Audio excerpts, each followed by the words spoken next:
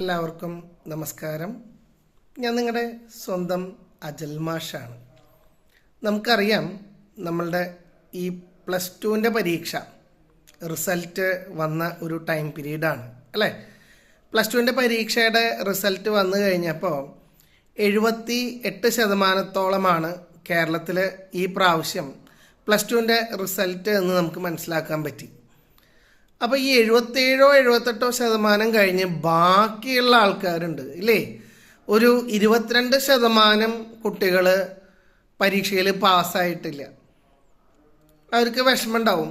തീർച്ചയായിട്ടും +2 എന്ന് പറയുന്നത് ഒരു വർഷം 2 വർഷമൊക്കെ അവർ പഠിച്ച് 10ാം ക്ലാസ് കഴിഞ്ഞ് മനോഹരമായിട്ടുള്ള രീതിയിൽ അവർ ട്രൈ ചെയ്യാനൊക്കെ കുറേ വിചാരിച്ചെങ്കിൽ പോലും അവരെ സംബന്ധിച്ചിടത്തോളം അവർക്ക് എന്ത് ചെയ്യാൻ പറ്റിയില്ല, വിജയിക്കാൻ പറ്റിയില്ല.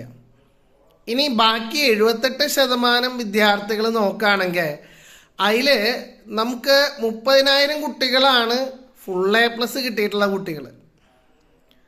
അപ്പോൾ ആ സ്റ്റാറ്റിസ്റ്റിക്സ് ഒക്കെ അവിടെ നിൽക്കട്ടെ. ഫുൾ A+ കിട്ടിയ ആൾക്കാർക്ക് പല ആൾക്കാരും കൺഗ്രാജുലേഷൻ ചെയ്യാനുണ്ടാവും. അവർക്കാണെന്ന് വെച്ച് കഴിഞ്ഞാൽ അവർ ആഗ്രഹിക്കുന്ന ഹയർ എഡ്യൂക്കേഷൻ അതെല്ലാം പോസിബിളാണ്. കാരണം മാർക്കുണ്ട് അല്ലേ, മാർക്ക് ഒരു വലിയൊരു ക്രൈറ്റീരിയയാണ്. എന്നാൽ ഫുൾ A+ ഇല്ലാത്ത കുറേ ആൾക്കാരുണ്ട്. കുറേ ആൾക്കാർക്ക് 70%, 75% ഉള്ള ആൾക്കാരുണ്ട്. ചിലർ സെക്കൻഡ് ക്ലാസ് 60% മാർക്കുള്ള ആൾക്കാരുണ്ട്. ചിലർ ജസ്റ്റ് പാസ്സായിട്ടുള്ള ആൾക്കാരുണ്ട് അല്ലേ.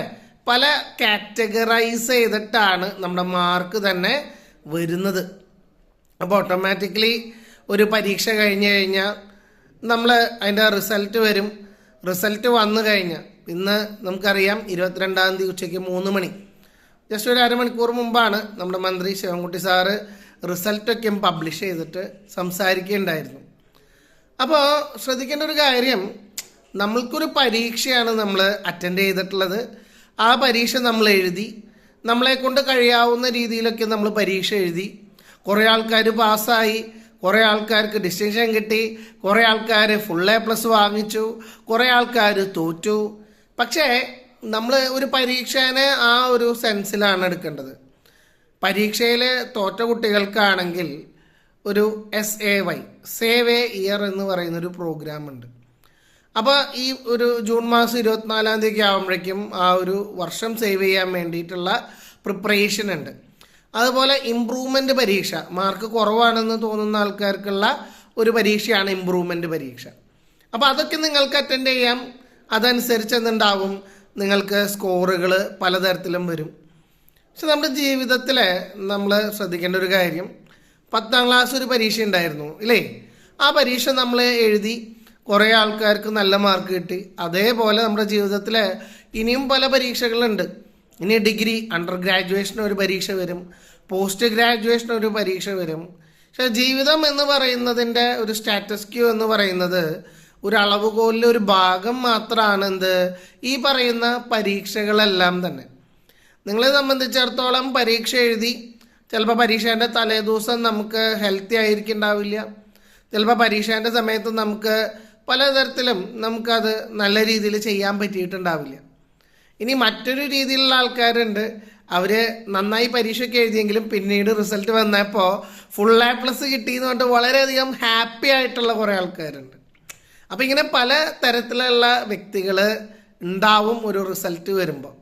പക്ഷേ ലൈഫിൽ നമുക്കിതൊക്കെയും തരുന്ന ഒരു ഗുണപാഠമുണ്ട് അല്ലേ. ഒരു റാറ്റ് റേസിങ്ങിലാണ് നമ്മൾ പോയിക്കൊണ്ടിരിക്കുന്നത്. ലൈഫ് എന്ന് പറയുന്ന ആ ഒരു യാത്രയിൽ ഉള്ള ഒരു ടോൾ ഗേറ്റാണ് നമ്മളിപ്പോൾ കടക്കുന്നത് അല്ലേ. ആ ടോൾ ഗേറ്റ് കടന്ന് നമ്മൾ മുന്നോട്ട് പോകുന്ന സമയത്ത് നമ്മൾ പിന്തിരിഞ്ഞൊന്ന് നോക്കുന്നത് വളരെ നല്ലതാണ്. എന്താണ് പിന്തിരിഞ്ഞ് നോക്കേണ്ടത്? നമ്മൾ തീർച്ചയായിട്ടും ഒരു പരീക്ഷ കഴിഞ്ഞു, അതിൻ്റെ റിസൾട്ട് എങ്ങനെയായി, ഫുൾ A+ കിട്ടിയ ആളായാലും ശരി, 80%, 70%, തോറ്റ ആളായാലും ആരായാലും ഇതെല്ലാം തന്നെ നമ്മുടെ ഒരു ഫീഡ്ബാക്കാണ് അല്ലേ. ഈ ഫീഡ്ബാക്ക് വെച്ചുകൊണ്ട് ഇനിയുള്ള നമ്മുടെ ജീവിതം നമ്മൾ എങ്ങനെ ലിവറേജ് ചെയ്യുന്നു എന്നുള്ളതിലാണ് നമ്മളുടെ ക്വാളിറ്റി എന്ന് പറയുന്നിരിക്കുന്നത്. അപ്പോൾ ഒട്ടും സമയം കളയണ്ട. നിങ്ങളെ സംബന്ധിച്ചിടത്തോളം നിങ്ങൾ അടുത്ത ലെവലിലേക്ക് നിങ്ങൾ കടന്നു എന്നുള്ളത് മനസ്സിലാക്കുക. പ്ലസ് ടു തോറ്റു എന്ന് പറഞ്ഞിരിക്കാതെ നമുക്കറിയാം പ്ലസ് ടു പാസ്സാവാനുള്ള വഴി നോക്കുക. പ്ലസ് ടു പാസ്സായി എന്നാലും മാർക്ക് പോരാ എന്നുള്ള ആൾക്കാരാണെങ്കിൽ ഇമ്പ്രൂവ്മെൻ്റ് പരീക്ഷ എഴുതാനായിട്ട് നോക്കുക. സേവ് എ ഇയർ ചെയ്യുന്ന ആൾക്കാർക്ക് SA എക്സാം, ഇമ്പ്രൂവ്മെൻ്റ് ഉള്ള ആൾക്കാർക്ക് improvement, what ever it may be. ഇനി എല്ലാ കാര്യങ്ങളും ദ്രുതഗതിയിൽ നമ്മൾ അടുത്ത ഫേസിലേക്ക് എങ്ങനെ തിരിയണം എന്നുള്ളതിനെ കുറിച്ചിട്ടുള്ള ഒരു ചർച്ച അല്ലെങ്കിൽ ഒരു mind set, frame of mind നിങ്ങൾക്ക് ഉണ്ടാവണം. അപ്പോൾ അതുണ്ടെങ്കിൽ മാത്രമാണ് നമുക്ക് ഇനി മുന്നോട്ട് പോകാനായിട്ട് പറ്റുക, അല്ലേ? അപ്പോൾ അങ്ങനത്തെ ഒരു സാഹചര്യത്തിൽ നമ്മൾ എന്ത് ചെയ്യണം? നമുക്കൊരു സെൽഫ് റിയലൈസേഷൻ ഉണ്ടാവണം. എന്താ സെൽഫ് റിയലൈസേഷൻ? ഞാൻ ആരാണ്? ഞാൻ എന്തിനാണ് ജീവിച്ചു കൊണ്ടിരിക്കുന്നത്? എന്താണ് എൻ്റെ ലൈഫിൻ്റെ പർപ്പസ് എന്ന് പറയുന്നത്? ആ പർപ്പസ് അച്ചീവ് ചെയ്യാനായിട്ടുള്ള എൻ്റെ എയിം, ആ എയിം ഞാൻ എങ്ങനെയാണ് ഫുൾഫിൽ ചെയ്യാൻ പോവുക?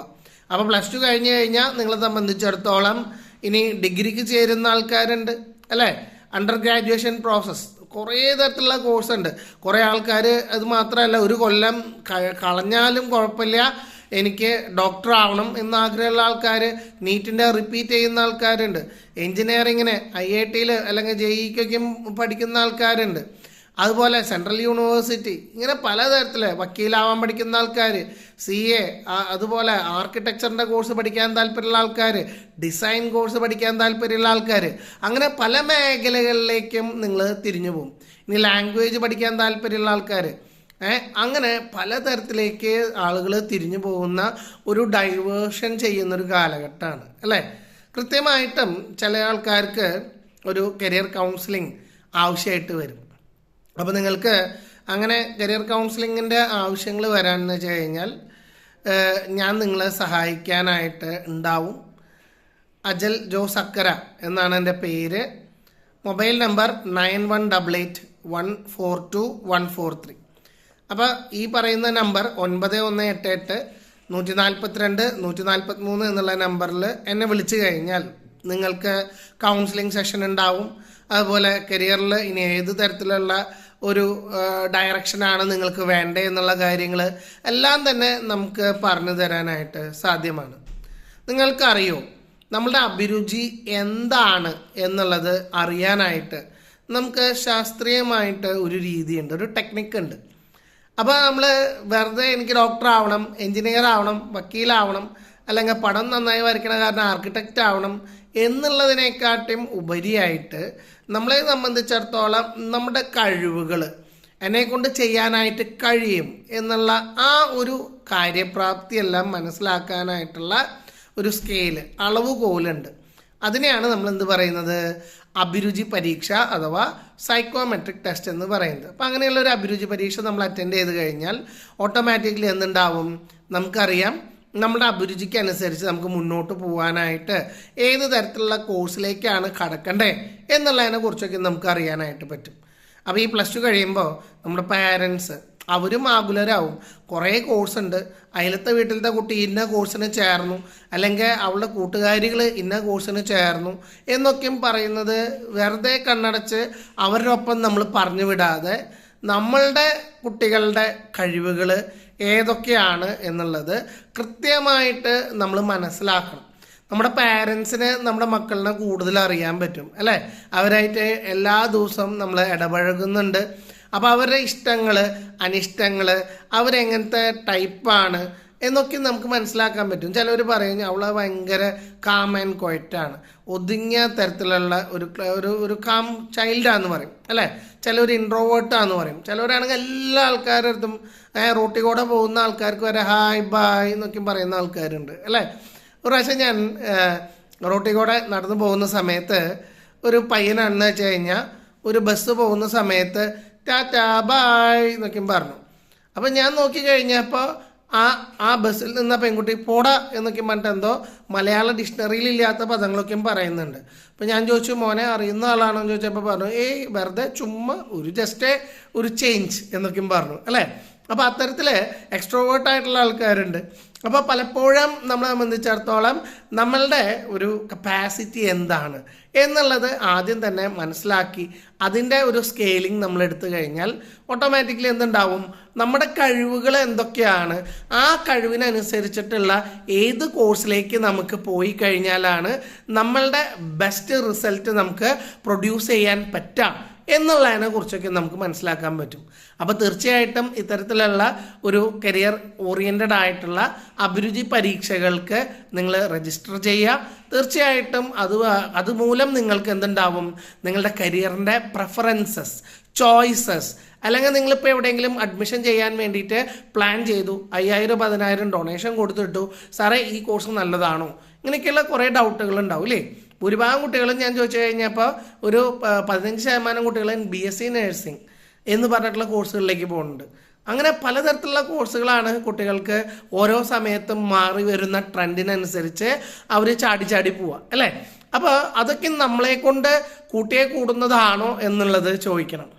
കഴിഞ്ഞ പ്രാവശ്യം ഒരു കുട്ടിയുടെ അടുത്ത് ചോദിച്ചു, കുട്ടിക്ക് ഏത് തരത്തിലുള്ള കോഴ്സിലേക്ക് പോകാനാണ് താല്പര്യം എന്ന് പറഞ്ഞപ്പോൾ എനിക്ക് ഡോക്ടർ ആവണം, MS സർജറിയാണ് പഠിക്കാൻ താല്പര്യം എന്നൊക്കെ പറഞ്ഞു. ഞാൻ പറഞ്ഞു വളരെ നല്ല കാര്യം. വളരെ സിമ്പിളായിട്ട് കുട്ടിയുടെ അമ്മ ആ സമയത്ത് ചിരിച്ചിട്ട് പറയാണ്, ചോര കണ്ടു കഴിഞ്ഞാൽ തല കറങ്ങി ബോധം കെടുന്ന പെണ്ണാണ് അവളാണ് ഡോക്ടർ ആവാൻ പോണത്. നല്ല കാര്യമായിട്ടുണ്ട്. അപ്പോൾ ഒന്ന് ആലോചിച്ച് നോക്കിയാൽ, അപ്പോൾ അങ്ങനെ ഓരോ കാര്യങ്ങളും പാരൻസിന് കൃത്യമായിട്ട് അറിയാം.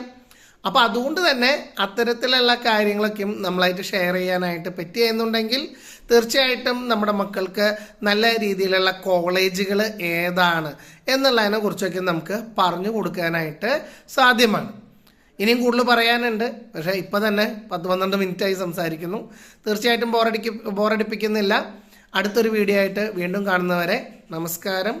എന്തെങ്കിലും ആവശ്യങ്ങളുണ്ടെന്ന് വെച്ച് കഴിഞ്ഞാൽ വിളിക്കാൻ മറക്കണ്ട. നമ്പർ ഒരിക്കൽ കൂടി പറയുകയാണ്, 9188 142 143. Thank you. Wish you good luck.